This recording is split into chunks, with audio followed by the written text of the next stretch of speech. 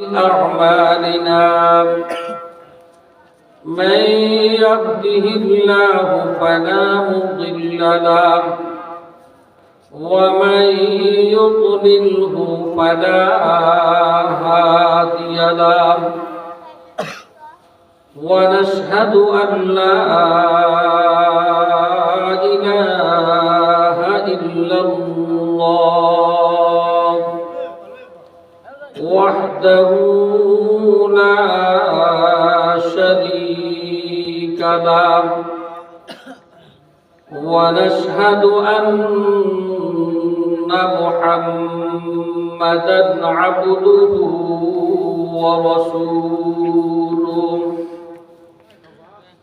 أما بعد فأعوذ بالله من الشيطان الرجيم بسم الله الرحمن الرحيم يا أيها الذين آمنوا صلوا عليه وسلموا تسليما সকলেই দুরূদ শরীফ পড়েন আমার সঙ্গে اللهم صل على سيدنا ونبينا وشفيعنا وحبيبنا ومولانا محمد صلى الله عليه وعلى آله وأصحابه وبارك وسلم নবীজি বলেন উম্মত দুরূদ শরীফ পড়বে একবার আল্লাহর পক্ষ থেকে রহমত নাজিল হবে 10 বার সুবহানাল্লাহ পৃথিবীর যে কোনো প্রান্ত থেকে উম্মত দুরূদ শরীফ পড়ে উম্মতের দুরূদ শরীফ পড়া শেষ হইতে দেরি হয় আমার নবীর কাছে পৌঁছতে দেরি হয় সুবহানাল্লাহ আপনাদের সবার কি বিশ্বাস হইছে যে আমরা এখন দুরূদ শরীফ পড়লাম আমাদের দুরূদ শরীফ এখনি আমার নবীর কাছে পৌঁছে জি কি বিশ্বাস আছে সবার জি যারা পড়ছেন তাদেরটা না যারা পড়েন নাই তাদেরটা অনেকেই তো পড়েন নাই চুপচাপ ঘুরে রইছেন ভাই বেশ কম তো এনিওয়ে মানুষ আমিও আপনাও আমারও হাতের আঙ্গুল আছে 20টা আপনারও 10টা আপনারও আছে 10টা আমারও নাক আছে ছিদ্র 2টা আপনারও 2টা আমারও চোখ 2টা আপনারও 2টা আমারও মুখ একটা আপনারও একটা মানুষ তো আমরা একই কিন্তু বেশ কম হলো এনিওয়ে যিনি এখন দুরূদ শরীফ পড়ছেন তার নামটা এখনই আমার নবীর কাছে পৌঁছে আর যিনি পড়েন নাই তিনি এই মজলিসে বৈশাও আমার আপনার নামটা আমার নবীর কাছে পাঠাইতে পারেন নাই বেশ কমেনি জন্য আপনাদেরকে মনে চাইনি নবীর কাছে আপনার নামটা এখনই পৌঁছে যাক মহব্বতের সাথে জোরে সোরে এই বিশ্বাস অন্তরে নেন যে আমি দুরূদ শরীফ পড়তেছি আর আমার দুরূদ শরীফ এখনই আমার নবীর কাছে পৌঁছতেছে এই বিশ্বাসটা অন্তরে নিয়ে মহব্বতের সাথে জোরে সোরে সকলেই দুরূদ শরীফ পড়ি اللهم صل على سيدنا ونبينا وشفيعنا وحبيبنا ومولانا محمد صلى الله عليه وعلى آله وأصحابه وبارك وسلم اللهم صل على سيدنا ونبينا وشفيعنا وحبيبنا ومولانا محمد صلى الله عليه وعلى آله وأصحابه وبارك وسلم أعوذ بالله من الشيطان الرجيم بسم الله الرحمن الرحيم يا أيها الذين آمنوا اتقوا الله وكونوا مع الصادقين.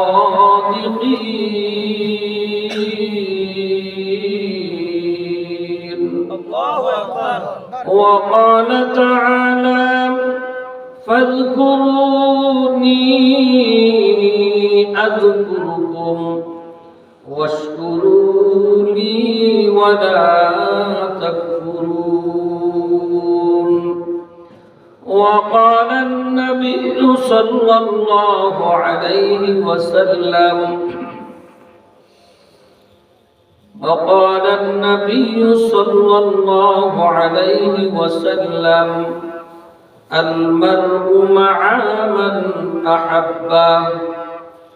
وقال النبي صلى الله عليه وسلم لكل شيء ثقالة وثقالة القلوب ذكر الله لا إله إلا الله لا إله إلا الله لا إله إلا الله لا إله إلا الله لا إله إلا الله لا إله إلا الله لا إله إلا الله لا إله إلا الله لا إله إلا الله لا إله إلا الله لا إله إلا الله. সবাই ডাকবেন না ভাই, জবান বলেন, কারো জবান বন্ধ রেখেন না। আল্লাহ দোয়া করার আওয়াজটা আল্লাহর নামে বড় করে দেন। সবাই একটু জোরে জোরে ডাকবেন। আল্লাহ চায় দিয়েছে আপনার আমার দিকে।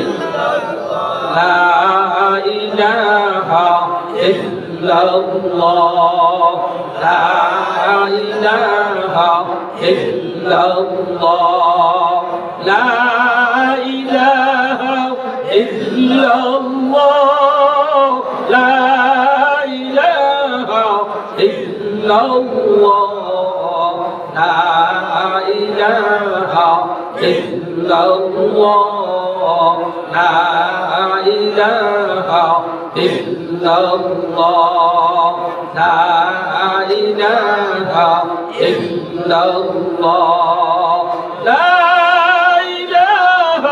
ইল্লাল্লাহ লা ইলাহা ইল্লাল্লাহ লা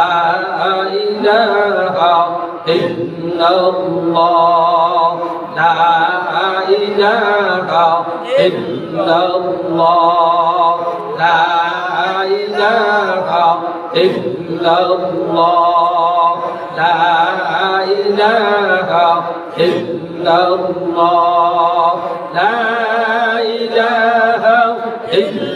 লা ইলাহা ইল্লাল্লাহ লা ইলাহা ইল্লাল্লাহ লা ইলাহা ইল্লাল্লাহ লা ইলাহা ইল্লাল্লাহ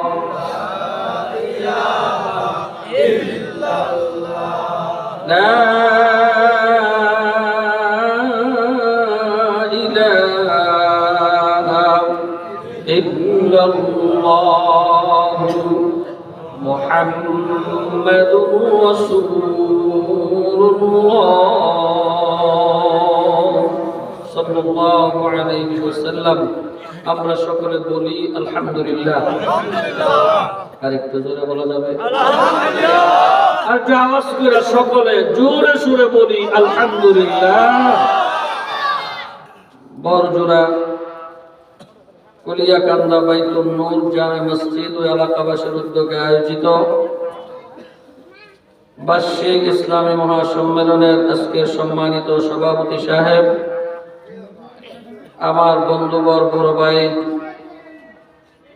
আজকের মাহফিলের সম্মানিত সহ সভাপতি, আপনাদের এই মসজিদের সম্মানিত খতিব জনাব হযরত মাওলানা নুরুল আমিন হুসাইনী সাহেব দামাত বরকাতুহুল আলিয়া, মুআজ্জাজ ও মুকাররম আল্লাহর হাবিবের কলিজার টুকরা হযরত বুজুর্গ উলামায়ে কেরাম, আল্লাহ পাকের প্রিয় বান্দা জনাব রাসূলুল্লাহ সাল্লাল্লাহু আলাইহি ওয়াসাল্লামের আশিকিন মুহিব্বিন উম্মতগণ, পর্দার আড়ালের আমার মা ও বোনগণ, আল্লাহ পাক রব্বুল আলামিনের দরবারে লাখ কোটি শুকরিয়া আদায় করছি যে মহান রব্বুল আলামিন আপনাকে আমাকে এই ফিতনা ফাসাদের জামানায় দুর্যোগময় অবস্থার মধ্যে দীর্ঘ রাত্র পর্যন্ত এমন একটা মজলিসে আল্লাহ তাআলা আপনাকে আমাকে বসায় রাখছেন, যে মজলিসটাকে আল্লাহর নবী বেহেশতের বাগানের সঙ্গে তুলনা করছেন।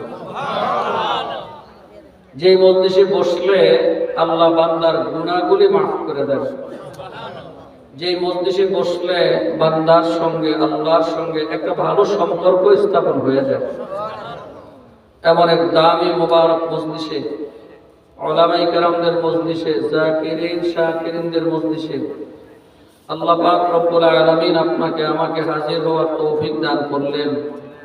এতে আমরা সবাই খুশি না বেজার? সবাই খুশি। যারা খুশি হতে পারলাম তারা আরেকবার শুকরিয়া আদায় করি, সকলে বলি আলহামদুলিল্লাহ। কমিটির লোকজনদের কাজকর্ম শেষ, কি ঠিক না? বক্তার আমি শেষ, আর তো কোনো ঝামেলা নেই। খাওয়া দাওয়ার ঝামেলাও শেষ। মসজিদের কমিটি, এই মহল্লায় মসজিদে যারা জুমা পড়েন, বালেগ মুসলমান যুবক মুরব্বীরা যারা মাইকের আওয়াজ শুনতেছেন, মসজিদের ভিতরে থাকেন আর বাহিরে থাকেন, রাস্তায় থাকেন, কমপক্ষে মাহফিলের ভিতরে এসে বসে যান। আপনার আমার ফায়দা হোক আর না হোক, আপনার আমার মা বাবা আপনজন যারা কবরে শুয়ে রয়েছে, আজকে তারা এই মাহফিলের দিকে তাকায় রয়েছে। এরা তাকায় তাকায় দেখতেছে, আমার ছেলে আইসেনি, আমার ভাই আইসেনি, আমার বন্ধু আইসেনি, আমার আপনজনের আইসেনি, আমার নাতি আইসেনি, তাকায় তাকায় দেখতেছে। মুনাজাত যখন শেষ হবে, একদল আত্মা হাসতে হাসতে চলে যাবে, আর একদল আত্মা কাঁদতে কাঁদতে বিদায় হবে। হাসনেওয়ালারা জিজ্ঞাসা করবে, একই সাথে আসলাম, আবার এখন রওনা দিছি, তো আমরা কি খুশি, তোমরা তো কাঁদতেছো কেন, তোমাদের তো কষ্ট কি? তখন তারা কাঁদে আর বলে, দেখো তোমরা কত ভাগ্যবান, ওই যে দেখো তোমার ছেলে মাহফিলের ভিতরে বসে রয়েছে, তোমার ছেলে সুবহানাল্লাহ বলতেছে, আলহামদুলিল্লাহ বলতেছে, আল্লাহু আকবার বলতেছে। এই যে তোমার ছেলে তোমার জন্য দুই চোখের পানি ফেলায় তোমার নাজাতের জন্য দোয়া করছে, আল্লাহর কাছে এটা পছন্দ হয়েছে, আল্লাহ তোমারে মাফ করে দিছে, এই জন্য তোমরা খুশিতে যাইতেছ। আর আমরা কেমন বদনসিব, কেমন কপাল পোড়া, এত কষ্ট করে জায়গা জমিন করে দিয়ে আসলাম, বাড়ি ঘর করে দিয়ে আসলাম, ছেলে মেয়ের জন্য কি না করছি। আজকে বাড়ির পাশে মসজিদের সামনে উলামায়ে কেরামের আগমন, এত সুন্দর ব্যবস্থাপনা, এমন সুন্দর জান্নাতের বাগান পাওয়ার পরেও আমার ছেলেটা মাহফিলে আসতে পারলো না, কপাল পোড়া।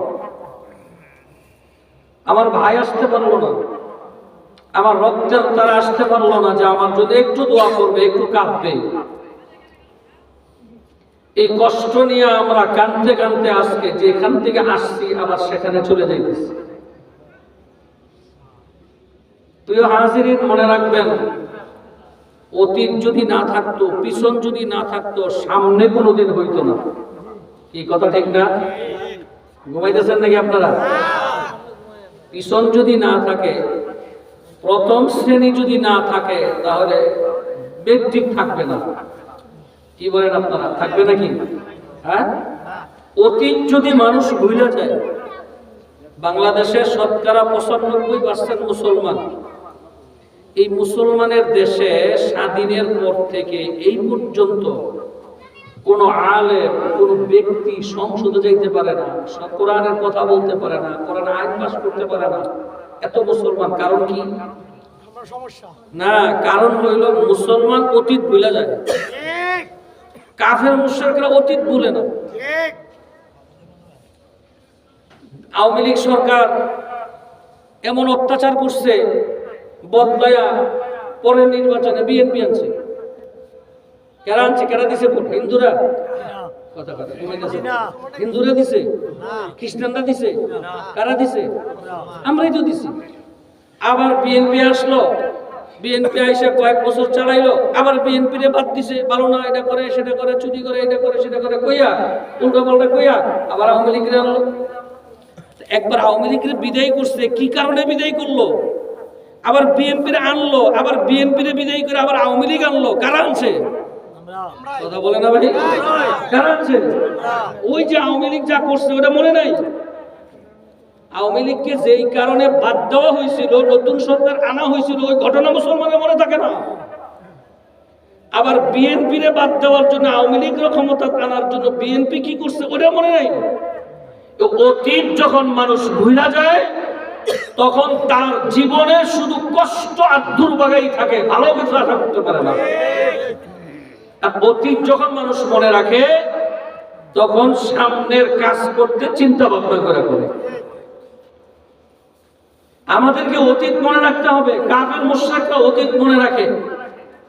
আজকের এই মাহফিলে কোন কারণে এই শেষ পর্যায়ে এসে আখিরি মুনাজাতের সময় লোকজন কমে গেছে, এই কারণটা মাথায় রাখতে হবে আগামী বছর মাহফিলের আগে।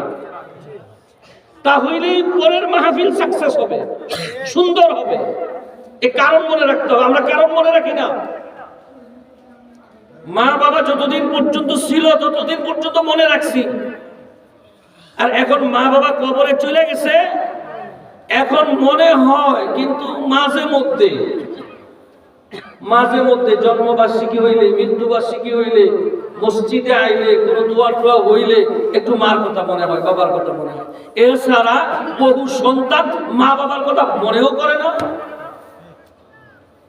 আর সন্তানের উচিত ছিল যে সন্তান মা বাবার জীবনে কি কি করছে তার জানা বিষয়গুলো তাকে মাথায় রেখা তার জীবন যদি চালাইতো, তাহলে মা বাবার চাইতো তার জীবনটা আরো সুন্দর চালাইতে পারত।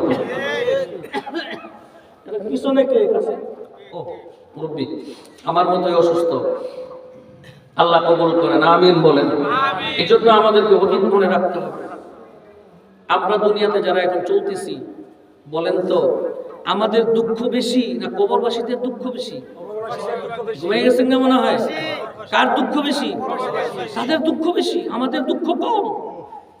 আবার আমরা যখন দুনিয়াতে থাকবো না, যদি আমাদের বদ আমল হয়, তারা কেন দুঃখ করতেছে এইটা আমাকে বের করতে হবে। তারা কি কারণে দুঃখ করতেছে? হয়তো তারা বালেগ হওয়ার পর থেকে মরণের আগ পর্যন্ত নামাজ পড়ে নেই, পড়লেও ঠিক মতো পড়ে নেই। কি কথা ঠিক না? হয়তো তারা রমজানের রোজা রাখে নাই, হয়তো তারা বিড়ি সিগারেট বেশি বেশি খাইছে, মানুষকে গালাগালি করছে, অত্যাচার করছে, কোনো না কোনো অপরাধ করছে, বিদায় তারা আজকে কবরে দুঃখ করতেছে। কোরআন হাদিসের দ্বারা আমরা বুঝতেছি। তাহলে অতীতটা যদি আমার মনে থাকতো, তাহলে বর্তমানে মুসলমান অতীতের মতো এত দুর্বল আর এত বেনামাজি, এত রোজাদার, এত বেরোজগার থাকতে পারতো না। জন্য আমাদেরকে অতীত মনে রাখতে হবে। সাহাবায়ে কেরামরা অতীত মনে রাখছেন, নবীরা অতীত মনে রাখছেন। এই জন্য আল্লাহ কোরআনুল কারীমের মধ্যে 25 জন নবীর ইতিহাস আল্লাহ পাকের কালামে নিয়ে আসছেন। সুবহানাল্লাহ। অনেক নবী দুনিয়াতে আসছেন, সব নবীদের ইতিহাস কোরআনুল কারীমে আসে নাই। 25 জন নবীর ইতিহাস আমার নবীর কাছে কোরআনুল কারীমের মাধ্যমে পাঠাইছেন। আমার নবীরে অতীত শিখাইছেন। পয়গম্বর আপনি হাবিবুল্লাহ, আপনি আল্লাহ, আমি আল্লাহর দোস্ত। সুবহানাল্লাহ জোরে বলেন, আরেকটু জোরে বলেন সুবহানাল্লাহ। যারা সুবহানাল্লাহ বলছেন, জান্নাতের মধ্যে একটা গাছ হয়ে গেছে। যে গাছের ছায়া, একটা তেজস্বী ঘোড়া চালক 500 বছর দৌড়াইলেও সে গাছের ছায়া শেষ করতে পারবে না। আরেকটা গাছ হয়ে গেছে, আরেকটা গাছ হয়ে গেছে, আরেকটা গাছ হয়েছে, আরেকটা গাছ হয়ে গেছে। যতবার সুবহানাল্লাহ বলবেন জান্নাতের মধ্যে আপনার নামে অতটা গাছ আল্লাহ তাআলা তৈরি করে দেবেন। অতীত আমাদেরকে মনে রাখতে হবে ভাই। আমার নবী আল্লাহ তাআলা আমার নবীকে হাবিবুল্লাহ, আল্লাহর দোস্ত করে ডাকছেন। এই ডাকটা আল্লাহ আর কোন নবীকে দেয়নি, শুধু আপনার আমার নবীকে হাবিবুল্লাহ করে ডাকছে। হাবিবুল্লাহকে ডেকে ডেকে বলেন, শোনো, ওই দেখো ইব্রাহিম আলাইহিস সালাম কি করছে, ওই দেখো মুসা আলাইহিস সালাম কোন কোন জায়গায় কি কি করছে, কোথায় কোন সমস্যা। এই অতীত আমার নবীরে স্মরণ করে দিছে। আমার নবী পূর্ণাঙ্গ সংশোধন হয়ে গেছে, আর কিয়ামত পর্যন্ত সংশোধন করার জন্য দ্বিতীয় আর কোন আইন লাগবে না। এজন্য অতীত থেকে যখন মানুষ শিখে তখন তার সামনের জীবন হয় সংশোধনের জীবন। আল্লাহ আমাদেরকে বুঝার তৌফিক দান করেন, আমিন বলেন। অতীত শিখাইছেন কি আল্লাহ দেখেন, আল্লাহ তাআলা শিখাইছেন, পয়গম্বর শুনেন, যখন আমার বান্দারা গুনার কাজে পাপাচারে লিপ্ত হয়ে যায় তখন আমি আল্লাহ বান্দাদের প্রতি অসন্তুষ্ট হয়ে যাই। কথা বুঝেননি ভাই? ঘুমাইতেছেন আপনারা? আমি মাওলানা সাহেব ওয়াজ করতে আসছি প্রধান বক্তা হইয়া, প্রধান অতিথি হইয়া, কত সম্মান আমার। বলেন, আমি যদি কোনো পাপাচার করি, কোন অন্যায় করি, কোন গুনার কাম করি, আল্লাহ কি আমার প্রতি অসন্তুষ্ট হতে পারেন না? কথা বলে না কেন ভাই? পারেন না? আপনি যদি করেন, রিকশাওয়ালা যদি করে, হাজি সাহেব যদি করে, আমি সাহেব যদি করে, পীর সাহেব যদি করে, যেই আল্লাহর নাফরমানি করবে, গুনাহ করবে, তার প্রতি অসন্তুষ্ট হয় কে? জোরে বলেন, কে হয়? অসন্তুষ্টর মাত্রা যখন বেড়ে যায়, পাপাচারের অবস্থা যখন বেড়ে যায়, তো আল্লাহ তাআলা ওই পাপাচারকে এমন ভাবে ধ্বংস করেন যা কোনো মানুষ কল্পনাও করতে পারবে না। এটা আমার নবীকে শিখাইছেন। কি শিখাইছেন? আমরা হাদিসের কিতাবে পড়ছি, তাফসীরের কিতাবে পড়ছি, ল্যাংড়া মশা ঢুকছিল, কান্না জানি ঘুমাইতেছেন মনে হয় আপনারা। এখন ঘুমাইলে চলবো? আমি সজাগ, আপনাদেরও সজাগ থাকা লাগবে। কষ্ট যখন হয়েই গেছে, করণটা কি? কি কথা ঠিক না? রাত্র হয়েছে, ঘুমের টাইম, এখন ঘুম আসলেও ঘুম চোখে দেওয়া যাবে না। কান্না কেটে জানি ঢুকছিল, কথা বলেন না কেন ভাই? ঘুমাইতেছেন আপনারা? কান্নাকে দিয়ে ঢুকছিল। যখন ল্যাংড়া মশা যখন নাকের এই সামনে, তাফসীরে কিতাবে আসছে, নাকের নিচে এই জায়গাটার মধ্যে এসে বসছে। তো বসার পরে এক ফেরেশতা বলতেছে, এ মশা, আল্লাহ তোকে পাঠাইছে তার মাথার ভিতরে ঢুকে কামড়াইতে, তুই এনে বসে দিছিস কে? তুই ভিতরে ঢুকুস না কেন? আমি কেন ঢুকতাম? আমার কি ঠেকা লাগছে ঢুকার জন্য? সেই তো আমার টেনে নিয়ে যাবো। সে তোরে টানবো কেমনে? সে যখন নাকে শ্বাস যখন ভিতরে টান দিব, আমি বাতাসের লাগে হুর হুর হুর করে চলে যাব। মশাটা কি ছিল? ঘুমাইতেছেন আপনারা? ল্যাংড়া কারে কয়? হাত পাও ভালো, এক পা হাত নাই অথবা এক পাও নাই। কি কথা ঠিক না? এরকম একটা ল্যাংড়া মশা, সুস্থ মশা না। নাকের ভিতরে ঢুকছে, ঢুকার তাল্লার মধ্যে গিয়ে বৈশা, আল্লাহ যখন আমরা পাঠাইছে চাকরি করার জন্য, বুঝে থেকে লাভটা কি? তো মাথার মধ্যে একটা দিছে, দিছে বলতো মাথা লড়া শুরু হয়ে গেছে, মাথা ব্যথা শুরু হয়ে গেছে। আরে কি হয়েছে? ডাক্তার পাশেই, ডাক্তারে থামড়া তো মাথায় দিছে, থামড়া তো দিছে, পরে একটু ঠান্ডা, আবার কামড়। আমি বসে থেকে লাভ কি? আল্লাহ তো পাঠাইছে আমার কামড় দেওয়ার জন্য, আল্লাহ তো আমার পাঠাইছে কামড়ানোর জন্য, বসে থেকে লাভটা কি? ঘন ঘন টকর টকর টকর টকর কয়েকটা যখন দিছে আর জোরে জোরে থাপড়া দেয়। একটা মানুষ মাথায় থাপড়া দিলে কতক্ষণ দিতে পারে? হাতও তো ব্যথা করে। কি ভাই কথা ঠিক না? আপনিই দেখেন তো আপনার মাথায় কতক্ষণ থাপড়ায়, আপনার হাতের অবস্থা কি হয়? মাথা তো শক্ত, শক্ত জায়গায় থাপড়া দিলে হাতে ব্যথা করে বেশি। তো যখন ডাক্তার কয়, আমি তো, আমার বাবা আমার ডাক্তারই শিখায় নাই যে আপনারে থাপড়ানোর লেগে, আমি পারবো না। হয়তো একটা লোকটুক আইনা দিয়ে লোকটুক পামো কই, কারে আমার তো সহ্য হইতেছে না, একটা কিছু দিয়ে ওই দে। কি দিয়ে দিব, ঘরে তো কিছু পাই না।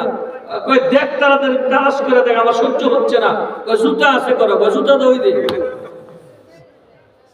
দিছে জুতাটা মাথাতে একবারই, মশা তো মাঝখান দিয়ে উড়ে চলে গেছে, সে তো দুনিয়ার থেকে বিদায়। অথচ সেই নমরুদ নিজেকে খোদা দাবি করছে।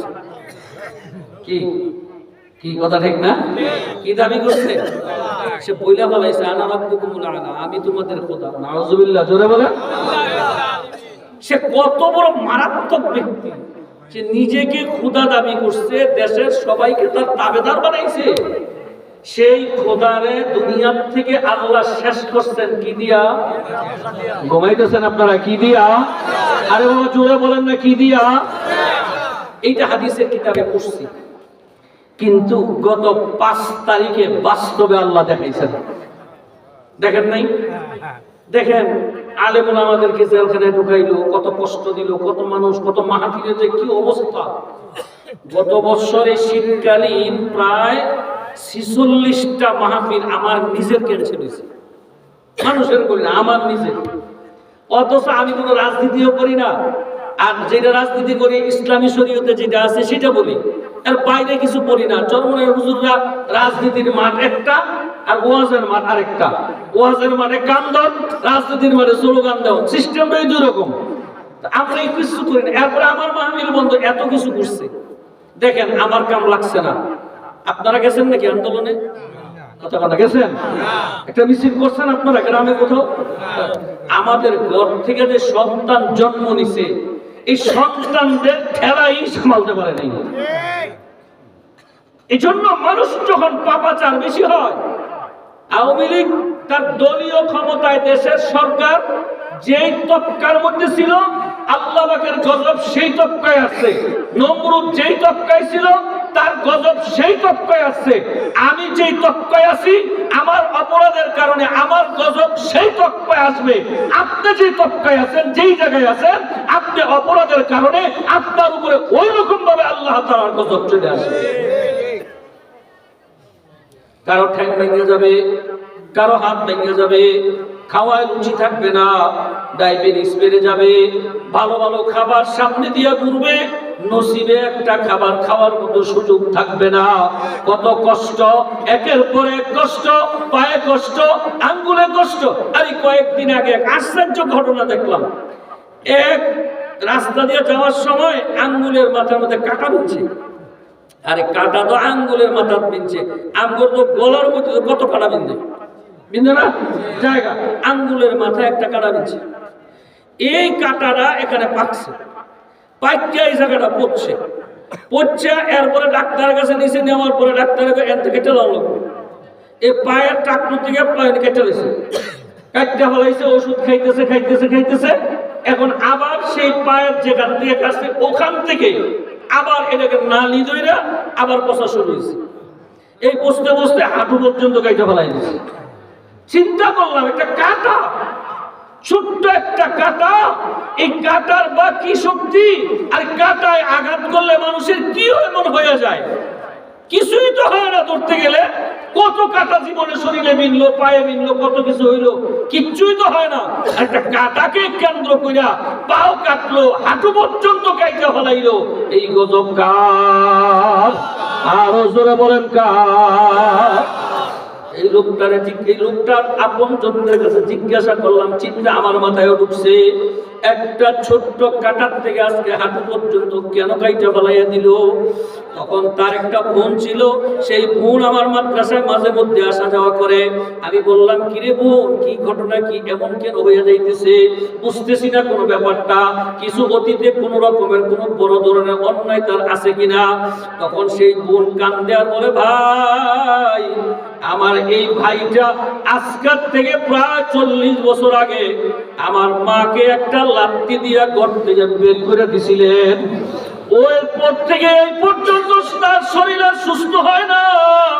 মা জানি কি বলছে, ছোট্ট একটা কাটার থেকে এত ঔষধ আর এত ডাক্তারি খাওয়ার পরেও কেন তার পাও কাটবে, কেন তার হাঁটু কাটবে? তার একমাত্র কারণ সন্তান মার কাছে যে অপরাধ করছে, আল্লাহ এই অপরাধ সহ্য করতে পারে নাই। এই জন্য তার গজব আল্লাহ দুনিয়ার জমিনে দেখাইয়া দিতেছে। এই জন্য মুসলমান ভাইগো, আমি এতক্ষণ যে কথাগুলো আপনাদেরকে শুনাইতে চাইছি আর বুঝাইতে চাইছি, বুঝছেন কিনা? মানুষের অপরাধ যখন বেশি হইয়া যায়, দুনিয়ার মানুষ সন্তুষ্ট হোক আর অসন্তুষ্ট হোক, ওই বান্দার প্রতি সবচেয়ে বেশি অসন্তুষ্ট হয় কে? আল্লাহ তাআলা যদি কোনো বান্দার প্রতি অসন্তুষ্ট হইয়া যায়, এই বান্দা দুনিয়ার হাজারো চিকিৎসা করলেও তার আর কোনো রক্ষা নাই। আল্লাহর কাছে বিচার আছে না নাই? এবার আসুন তো, অপরাধরা কি?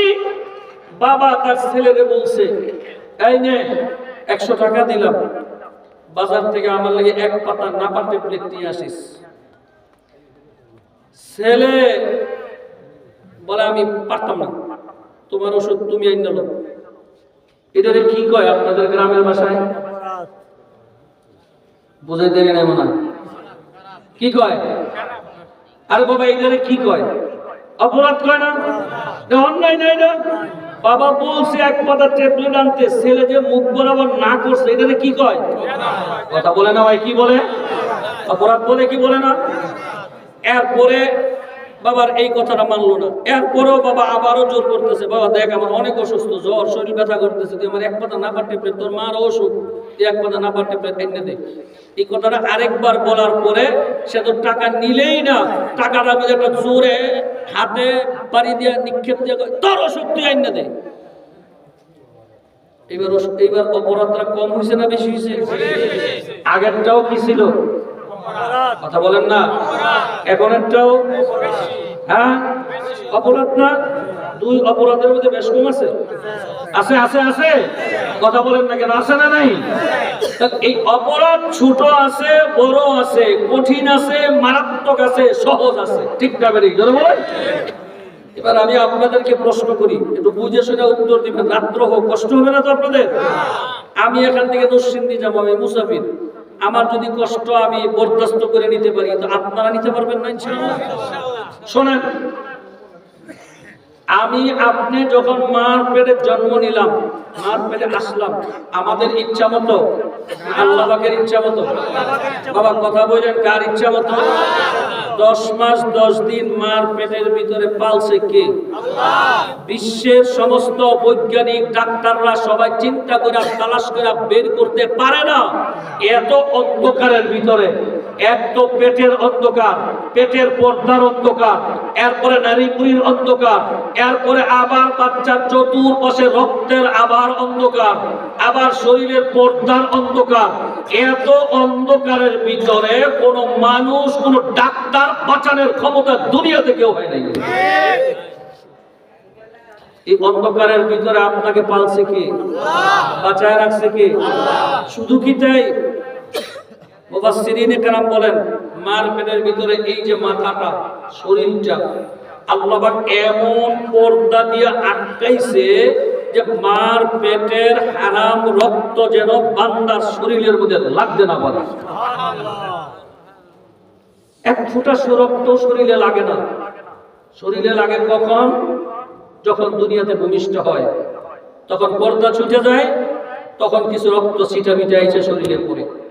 এর আগ পর্যন্ত একটু রক্ত তার শরীরে লাগে না। বিশেষ করে মুখ দিয়া, নাক দিয়া কোনো অবস্থাতেই ঢুকে না। নাভিটা, মার নাভি সন্তানের নাভির সাথে নাভির কালেকশন, নাভি দিয়া খাদ্য, ভিটামিন যা কিছু প্রয়োজন মার নাভিতে দিয়া সন্তানের নাভিতে ঢুকে।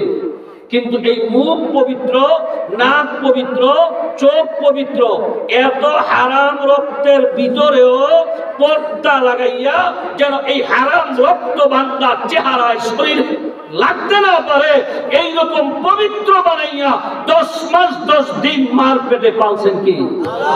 জোরে বলেন। আজকে কেন ফেরেশতা জিবরাইল আলাইহিস সালাম আল্লাহ তাআলাকে প্রশ্ন করছিলেন, আল্লাহ তোমার বান্দারে মারপেটের ভিতরে এত হারামের ভিতরে তুমি কেন তার মুখটা তার চোখটা তার জিহ্বাটা কেন তুমি এত পবিত্র করে রাখলা? কি কারণটা কি আল্লাহ? আল্লাহ তাআলা বলেন, জিবরাইল এই মুখটা আমি বানাইছি। আল্লাহু আকবার, আল্লাহু আকবার। কে বানাইছে? আল্লাহ। এই গলা থেকে মাথার এই জায়গা আল্লাহ নিজের হাতে বানাইছে, কারো হাত লাগায় নাই। আল্লাহ নিজের কুদরতি হাতে বান্দার এই জায়গাটুকু বানাইছে। ও ফেরেশতা জিবরাইল শোনো, আমার বান্দার এই জায়গাটা কেন পাক করে রাখছে জানো? এই মুখটা আমি দিছি, এই মুখটা দিয়া বান্দায় দুনিয়াতে যাইয়া আমাকে আল্লাহ কইয়া ডাকে। আমার কুদরতি পরনটা ঠান্ডা হয়ে যাবে। এই বান্দায় চোখ দিয়া আল্লাহ আমার কালামের দিকে তাকায় থাকবে। এই বান্দায় নাক দিয়া নেককারদের ঘ্রাণ নেবে। বান্দায় কান দিয়া আমার কোরআনের আওয়াজ তার কানে ঢুকবে। এই জন্য আমি আল্লাহ এত নাপাকের ভিতরেও আমি তার পাক বানায় রাখছি। সুবহানাল্লাহ। আর হায়রে মানুষ, আল্লাহ যেই জায়গায় নাপাকের ভিতরেও পাক বানায় রাখছে, আর দুনিয়াতে আইসা সেই মুখের মধ্যে নাপাক পিড়ি উড়াই দিলি, একটু কি তোর কাছে কষ্ট লাগলো না? মায়াও লাগলো না?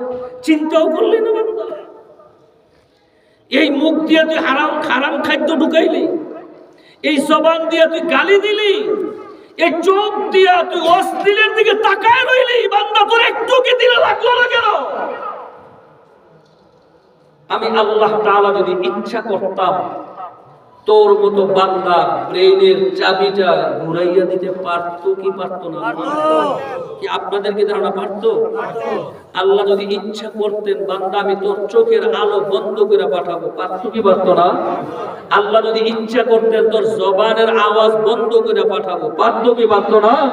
যদি আজকে আমার জবান চালু না থাকতো, আমি কথা বলতে না পারতাম, আপনারা জিন্দেগিতেও আমার দাওয়াত দিয়ে এই মাহফিলে আনতেন না।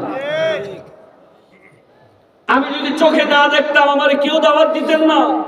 হ্যাঁ যুবক, ও বুড়া বাবারা, আমার মাওলা যদি তোমার ব্রেইনের চাবিটা যদি ঘুরাইয়া দিত, এই সমাজের কোনো মানুষ তোমারে দাম দিত না। সবাই তোমারে পাগল হইয়া ধাক্কাটা সরাইয়া দিত। ঠিক না ঠিক? তোমার যদি দুইটা চোখের পাওয়ার যদি আমার আল্লাহ যদি বন্ধ করিয়া দিত, তাহলে চোখ দিয়া তুমি দুনিয়াতে দেখতেও পারত না, আর তোমাকে কেউ সম্মানের সাথেও দেখতো না। তোমার সব সময় মানুষ ধাক্কা দিয়া দূরে সরাইয়া রাখতো। আমার মাওলা যদি তোমার কথা বলার যোগ্যতা না দিত,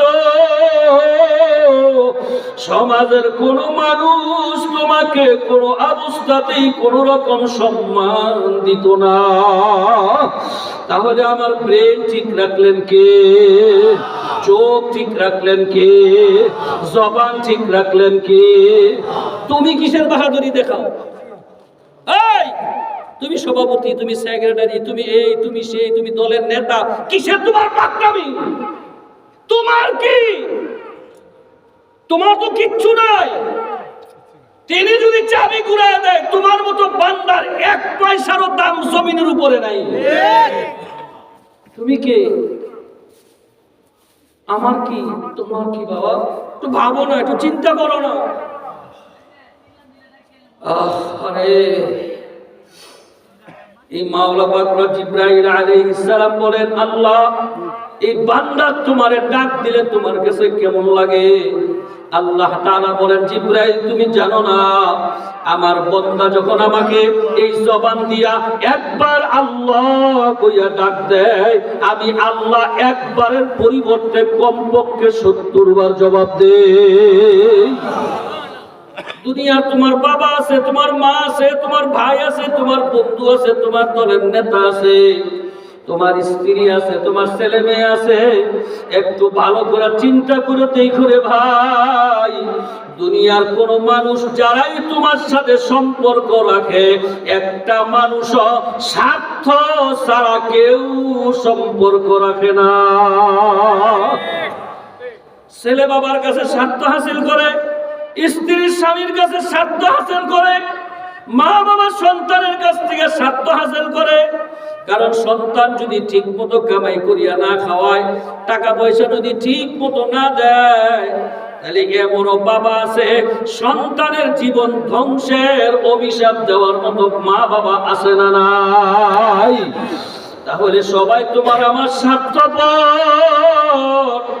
আর আমার মাওলা যে তোমার নাক দিল, কান দিল, চোখ দিল, তার কোনো বিনিময় চায় না, কোনো স্বার্থ নাই। তোমারে বানাইলেও আমার আল্লাহ যেমন, না বানাইলেও আমার আল্লাহ তেমন। এই বিনা স্বার্থে তোমাকে বানাইয়া, তোমার নাচ নিয়ামত খাওয়াইয়া লওয়াইয়া, তোমার vitamin A, vitamin B, vitamin C, কখন কি লাগবে সব কিছু তোমারে দিয়া, তোমার জবান চালু রাইখা, চোখের পাওয়ার ঠিক রাইখা, ব্রেন শক্তি ঠিক রাইখা, যেই মাওলায় তোমাকে আমাকে চালায়, সেই মাওলায় যদি কোনো কিছু অর্ডার করে আর নির্দেশ যদি তোমাকে আমাকে দেয়, আমি আর তুমি যদি তা না করি, বলো বাবা, অপরাধের খাতায় তোমার নাম আসেনি? আছে, আছে ভাই, আছে। আমার আল্লাহ বলেন, বান্দা, আমি তোর কাছে টাকাও চাই না, আমি তোর কাছে পয়সাও চাই না, আমি তোর কাছে ক্ষমতাও চাই না, আমি তোর কাছে জায়গা জমিনও চাই না, আমি ঘর বাড়ি চাই না, আমি তোর কাছে কিচ্ছু চাই না রে বান্দা। শুধু আমি চাই 5 বার আমি তোকে ডাকবো, তুই শুধু আমার ডাকে সাড়া দিয়া আমার ঘরে যাইয়া কপালদারে ঠেকাইয়া সুবহান রাব্বিয়াল আ'লা কইয়া একটা ডাক দিবি। তুই বান্দা, তোর জবানের এই ডাকটা যখন জবান দিয়া বের হয়, আমি আল্লাহ আরশেও থাকতে পারি না, আসমানেও থাকতে পারি না, আমি বান্দা তোর কপালের নিচে আমি আল্লাহ পাকের কুদরতি পা দুখানা বিছাইয়া দে। সবাই জোরে বলুন সুবহানাল্লাহ। আল্লাহ পাক যেই সমস্ত নির্দেশ আদেশ আমাদেরকে দিলেন, এই নির্দেশগুলো যেই বান্দা না মানে, আমিও যদি না মানি আমিও অপরাধী, আপনিও যদি না মানেন আপনিও অপরাধী, ঠিক না ঠিক? আপনার বিবি যদি না মানে আপনার বিবি অপরাধী, আপনার ছেলে না মানলে আপনার ছেলে অপরাধী, ঠিক নেই? ভাইরা, একটা অপরাধ অমান্য করলে একটাই হয়, 2টা অপরাধ অমান্য করলে 2টা হয়, 4টা অপরাধ অমান্য করলে 4টা হয়, 10টা অপরাধ অমান্য 10টা অর্ডার অমান্য করলে 10টা অপরাধ হয়, 20টা আইন অমান্য করলে 20টা অপরাধ হয়। এইভাবে অপরাধ করতে করতে করতে করতে যখন বান্দার আমলনামার মধ্যে অপরাধের পাওয়ার যখন বাইরে যায়, আমার আল্লাহ অসন্তুষ্ট হইয়া এই বান্দার উপরে আল্লাহর পক্ষ থেকে গজবের নজর ছাড়িয়া দেয়। তখন এই বান্দার আর কোনো সুখ নেই, আর কোনো শান্তি নেই। ভাইরা, আমি আপনাদের কাছে জিজ্ঞাসা করি, দুনিয়ার মানুষের ক্ষমতা বেশি না আল্লাহর ক্ষমতা বেশি? দুনিয়ার মানুষের ধরা বেশি পাওয়ার না আল্লাহর ধরার পাওয়ার বেশি? আমার মাওলা যাকে ধরে তাকে ছাড়ে না, ঠিক না? বলে জোরে বলেন। আমার মাওলা ছাড় দেয়। অপরাধ করছো, নেও, কিছু করলাম না, ফজর পড়ো নাই, কিছু করলাম না, জোহর পড়ো নাই, কিছু করলাম না, খানাও বন্ধ করলাম না, সালাম দেওয়াও বন্ধ করলাম না। তুমি আসর ছেড়ে দিয়েছো, আসরে অপরাধ করছো, পড়ো নাই, যা বান্দা, তোর খানাও কম দেই নাই, তোর ঘরের শান্তিও কম দেই নাই।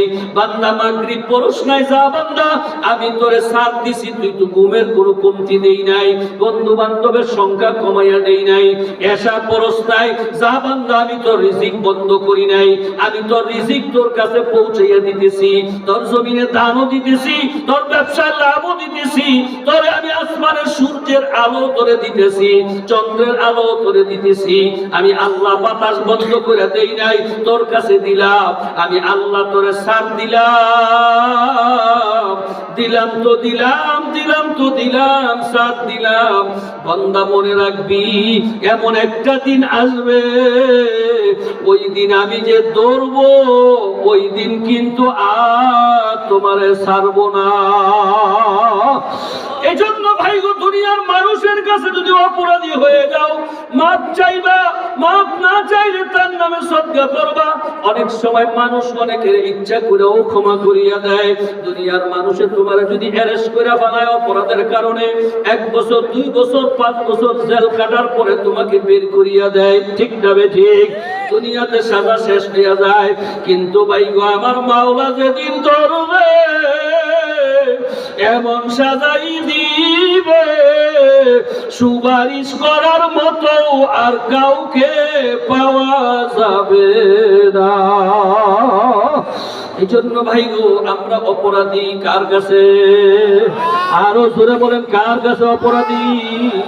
আমি আপনাদের কাছে এখন এই মুহূর্তে রাত্র প্রায় 12টার উপরে একটা সুই হয়ে গেছে। এই শেষ রাত্রে শেষ রজনীর মধ্যে পড়ে যাইতেছে। আপনাদের কাছে একটা জিনিস জানতে চাই, একটা ওয়াদা আমার সাথে দিবেন। আমার দিকে তাকাইয়া না, বন্ধু বান্ধবের দিকে তাকাইয়া না, খতিব সাহেবের দিকে তাকাইয়া না। আপনি আপনার কাছে প্রশ্ন করেন, আপনি নিজের দিকে তাকান। আপনার দিলের অবস্থা কি, দিলের কল্পনা কি? আপনার পাশের ভাই জানে না, যিনি জানেন তিনি কে? আমার আল্লাহ এই মুহূর্তে আপনার অন্তরের দিকে তাকাইয়া আছে না নাই? আছে, আছে, বিশ্বাস হয় কি? আছে, আছে, আছে। আল্লাহ তাকাইয়া দেখতেছেন। আপনি আপনার অন্তর থেকে একটা সাক্ষী আমাকে দিবেন। দেখেন তো আপনারা দিতে পারেন কিনা, মনের থেকে অন্তর থেকে এই নিয়ত করতে পারেন কিনা যে হুজুর, পিছনের যা অপরাধ হয়ে গেছে তো গেছে, কিছু করার নাই। আজকে এই মাহফিল থেকে আমি একটা পাক্কা নিয়ত করলাম, দুনিয়ার মানুষের কাছে অপরাধ করি আর না করি পরের কথা, কমপক্ষে বাকি যেই কয়দিন দুনিয়াতে আমি বাঁচবো, আপনি বাঁচবেন, কয়দিন বাঁচবো তার তো কোনো গ্যারান্টি নাই। আছে কোনো গ্যারান্টি? এই বয়ানও তো আমার জীবনের শেষ বয়ান হতে পারে, আজকের রাত্রও তো আমার শেষ হয়ে যাইতে পারে, ঠিক না ঠিক ভাই?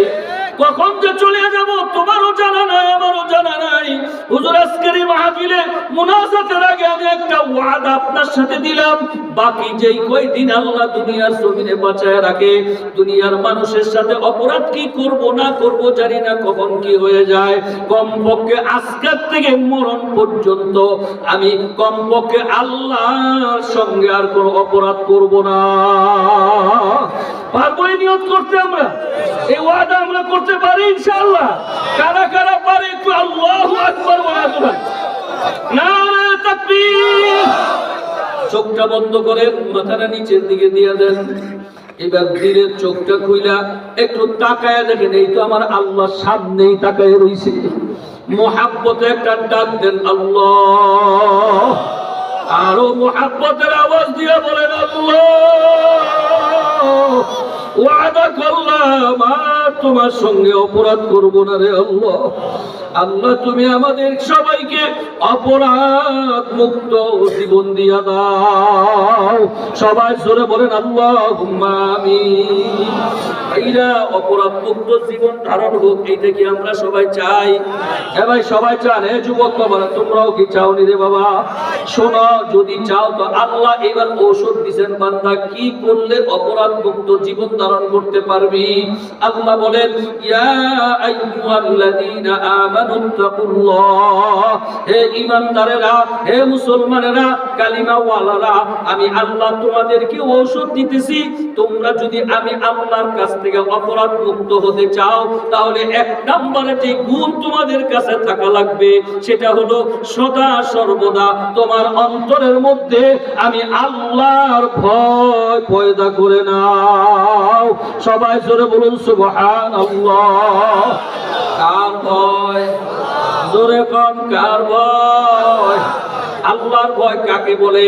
মুফাসসিরিনে কেরাম বলেন, বান্দা সদা সর্বদা 24টা ঘন্টা দিলের মধ্যে এই খেয়ালে চলবে, হাঁটবে, বাজারে যাবে, ঘুমাবে, খানা খাবে, যা কিছু করবে, বান্দা খেয়াল করবে আমার আল্লাহ আমার দিকে তাকাইয়া আছে। আপনাদের কি ধারণা আল্লাহ কি সব সময় আমাদের দিকে তাকায় থাকে নামাজের মধ্যে? হ্যাঁ, দিনের বেলা দেখে, রাত্রে দেখে না?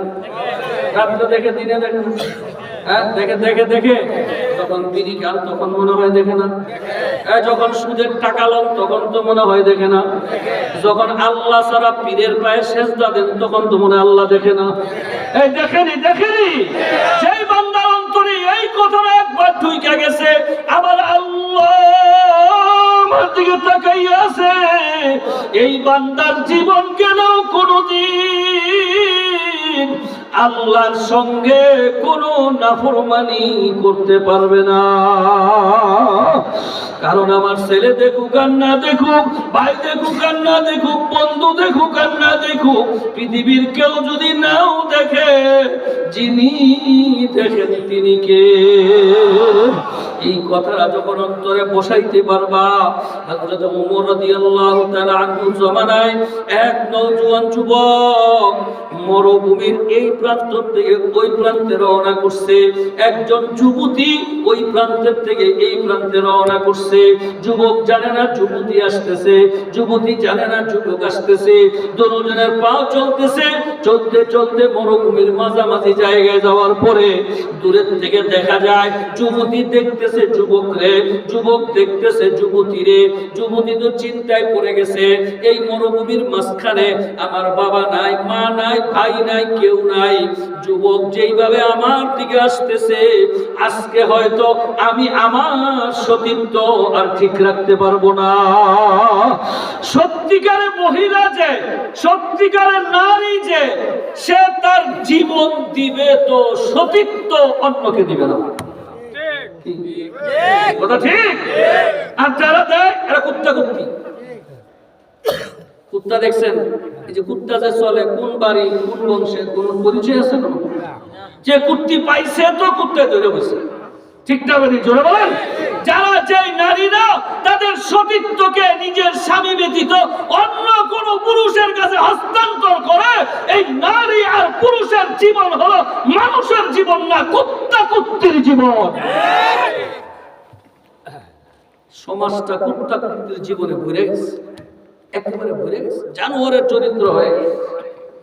আল্লাহ বুঝার তৌফিক দান করেন, আমিন বলেন।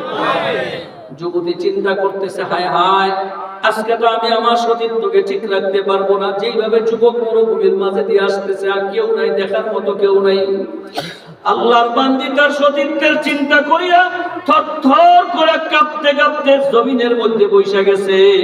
এই দৃশ্যটা যুবক দেখা, যুবক আস্তে আস্তে মেয়েটার কাছে আইসা অন্যদিকে মাথাটা ঘুরাইয়া আওয়াজ দিয়া বলতেছে, ভুল, আমি একজন মুসলমান, আমি আল্লাহকে ভয় করি। বলার সঙ্গে সঙ্গে মেয়েটা বসার দিকে দাঁড়িয়ে গেছে। আর যুবক জিজ্ঞাসা করে, বোন, তুমি এমন ভাবে ভয়ের কারণে বৈশা গেছো বুঝছি, কিন্তু এখন তুমি কিভাবে কোন শক্তিতে দাঁড়াইয়া গেছো? যুবতী দাইকা বলেন, আমিরুল মুমিনিন হযরত ওমরের মুখে একবার না দুইবার না বহুবার শুনছি, যেই মুসলমান আল্লাহকে ভয় করে, এই মুসলমান কোনদিন অন্যের ক্ষতি করতে পারে না। এজন্য ভাই গো, সরকার যাকেই বানাও, যেই ক্ষমতার যাক, যতক্ষণ পর্যন্ত প্রধানমন্ত্রীর থেকে শুরু করিয়া রাস্তার চৌকিদার পর্যন্ত সরকারি আমলারাই দেশের জনগণের অন্তরে আল্লাহর ভয় যতক্ষণ পয়দা না হবে, ততক্ষণ পর্যন্ত কোন তন্ত্র মন্ত্র দিয়া এই দেশের শান্তির আশা করা যাবে না।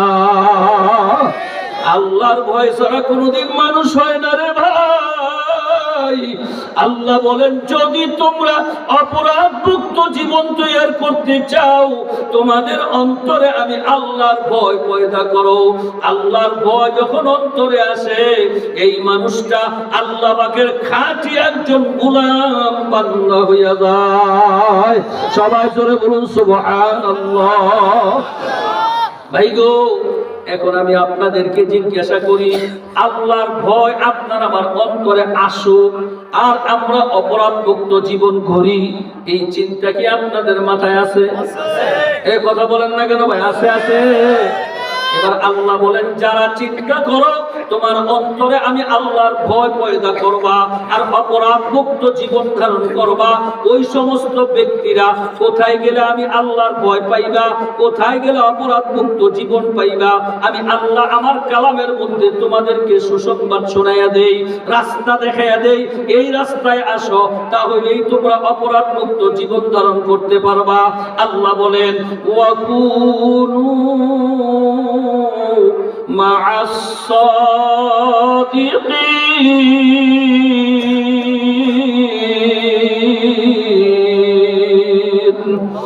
আল্লাহ তাআলা বলেন ওয়াকুনু মা'আস সাদিকিন, তোমরা সাদিকিন যারা, নেককার বান্দা যারা, যারা আমি আল্লাহর ভয়ে অপরাধ মুক্ত জীবন তৈয়ার করে ফেলাইছে, আমি আল্লাহর ভয়ে গুনার কাম করে না, আমি আল্লাহর ভয়ে পাপাচারে হাত বাড়াই না, আমি আল্লাহর ভয়ে কাউকে ওজনে কম দেয় না, আমি আল্লাহর ভয়ে যেই বান্দা বান্দি গুনাহ ছাড়িয়ে দিছে, এই রকম ব্যক্তিদেরকে বলা হয় সাদিকিন বান্দা।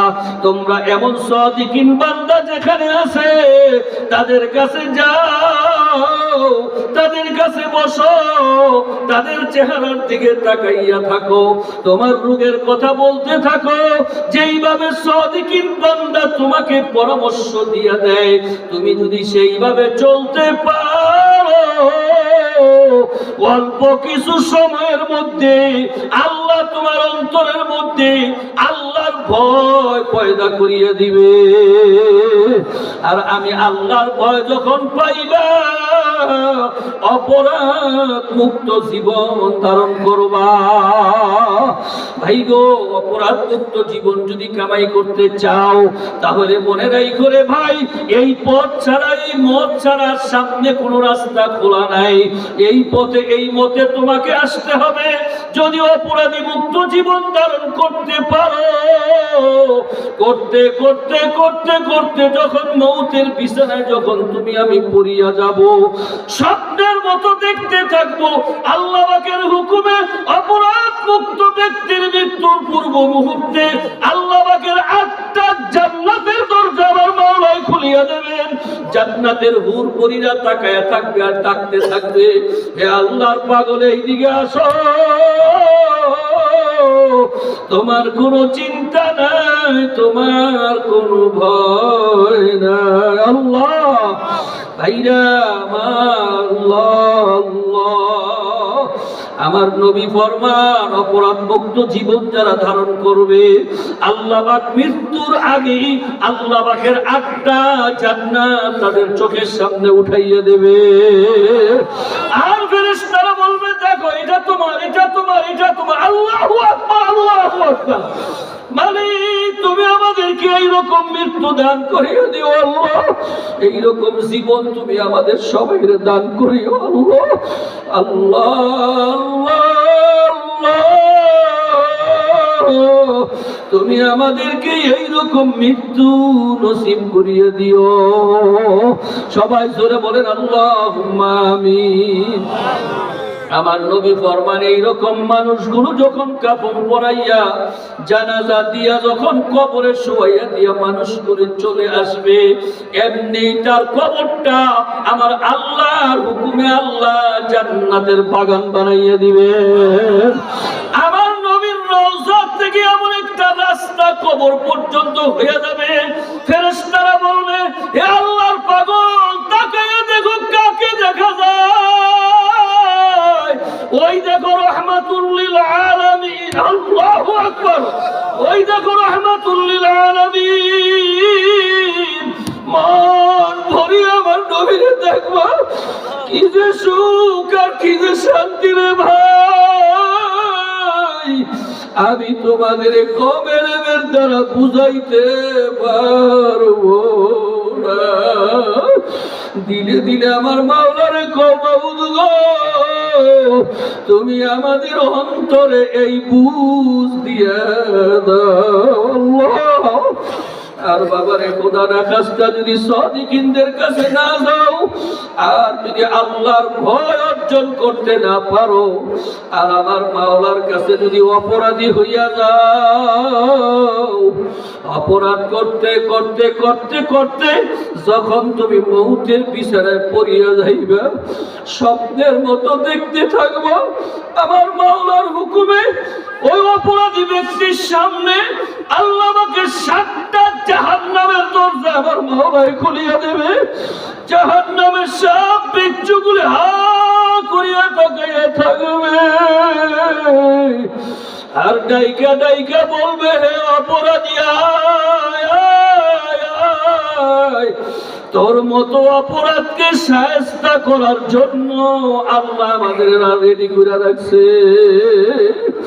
ভাইরা কি যে কষ্ট হবে রে ভাই, আল্লাহ বাবারে। আজকে যাদের জন্য অপরাধ করলা, যাদের জন্য নামাজ সাল্লা, রোজা সাল্লা, পর্দা সাল্লা, হালাল হারামের তমিজ করলা না, এই সমস্ত আপন মানুষগুলো তোমার মৃত্যুর পরে তোমার ঘর থেকে বের করিয়ে দিবে। যাও বাবা, এই ঘরে আর জায়গা নাই, এই খাটে আর জায়গা নাই, এই বালিশে আর জায়গা নাই।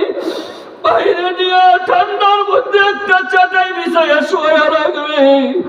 যাদের জন্য এত সব কিছু জীবন যৌবন কুরবান করলা, আজকে তারাই তোমার জন্য গরম পানি রেডি করিয়া ফেলাইবে। এরাই তোমার জন্য বাজার থেকে সাদা কাপড় নিয়ে আসবে।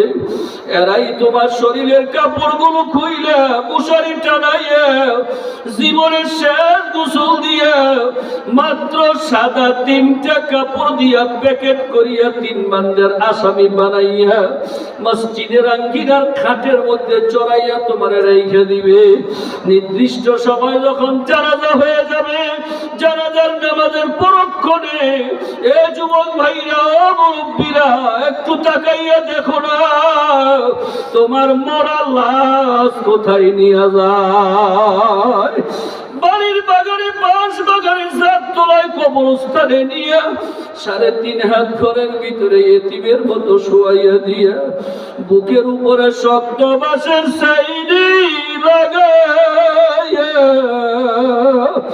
মাটি দিয়া সবাই যার যার ঘরে চলিয়া যাইবে। তুমি আর আমি এমন একটা ঘরে থাকবো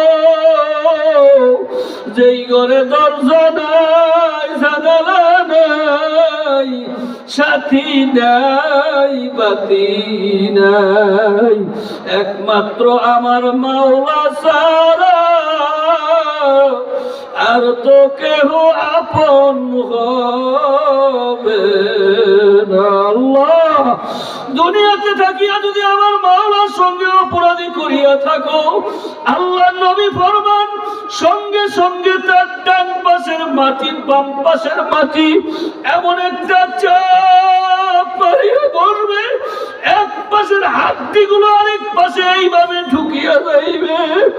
কোন কোন মেয়ে লোক পুরুষের কবরে 1টা না 2টা না 99টা সাপ তার শরীরে কবরে জমা হইয়া যাইবে। আল্লাহ, এই সাপগুলো পেঁচাইয়া পেঁচাইয়া এই মায়ার শরীরে যখন কামড় শুরু করিয়া দেবে, কত চিৎকার করবি রে ভাই, কেউ তো তোমার চিৎকার শুনবে না। আল্লাহ, আপনি মাফ করিয়ে দেন। আল্লাহ, আমার ভাইরা, আমার মাওলারে ভয় কর, আমার মাওলার হুকুম মানো, আমার মাওলার কাছে ক্ষমা চাও, নিজের জীবনকে সংশোধনের পথে নিয়ে আসো রে ভাই।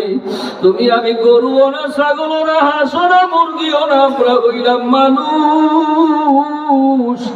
শ্রেষ্ঠ নিয়ামত যেমন ভাবে আমার মাওলাই খাওয়াইতেছে, অপরাধ করিয়া বসলে কিন্তু আর উপায় নাই।